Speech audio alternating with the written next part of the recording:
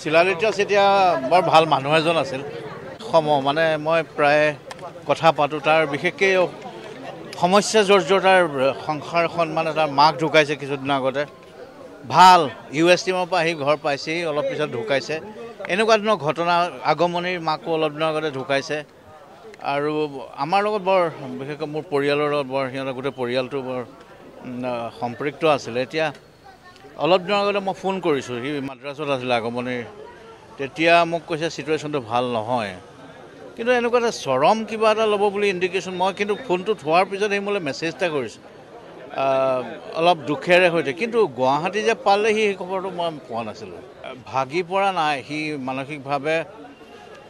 কিবা সিদ্ধান্ত এটাহে ল'লে মোৰ যিটো বোধ হৈছে সি বৰ আকৃষ্টতাটোৰ আৰু ইমান সি জানে অৱশ্যম্ভাৱী পৰিণতিটো আগমনিৰ যিটো কেঞ্চাৰৰ যিটো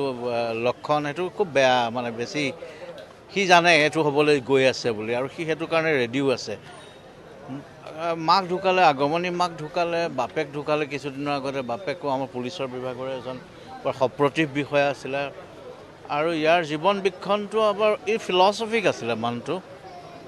মোৰ সন্দেহ হৈছে সি কিজানি বহুত কিছুদিনৰ আগৰ পৰা এনেকুৱা ভাৱ এটা সিদ্ধান্ত এটা লৈ থৈছিলে হয়তো এইটো একাকিত্ব নহয় এইটো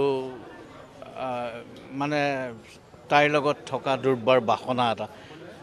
ঈশ্বৰে দুইটাকে একেলগে ৰাখক থেংক ইউ আছিলে সি বহুত কাম কৰিছে সি বহুত ধৰণৰ কাম কৰিছে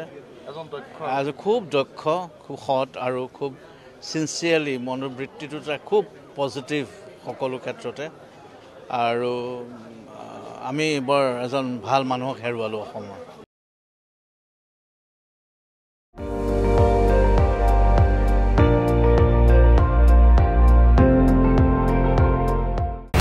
আপুনি চাই আছে ND24 সৰ্বশ্ৰেষ্ঠ নহয় সৰ্বোত্তমৰ দৌৰত